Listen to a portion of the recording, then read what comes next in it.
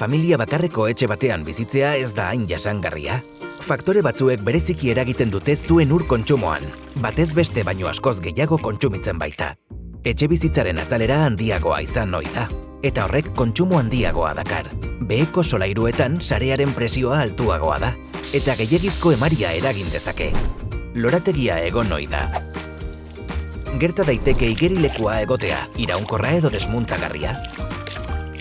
Iesak gertatzeko arrisku handiagoa, instalazioak zabalagoak direlako.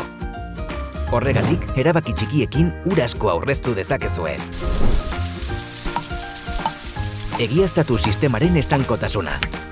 Ureztatu eguneko lehen edo azken orduan, eguraldien iragarpenen arabera.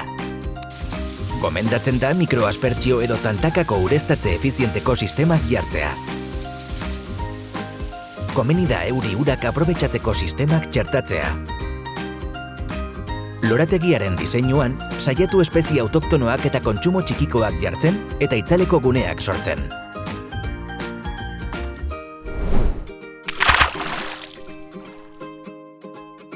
Mantendu instalazioa egoera onean.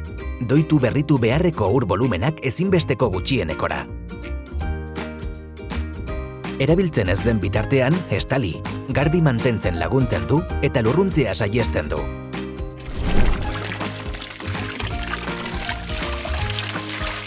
Ez garbitu ibilgailuak eskuz mangeraz. Saiatu kanpoaldeak ez garbitzen uraren bidez arrastatuz. Beharrezkoa bada, erregulatu uraren presioa kontsumo puntuetan.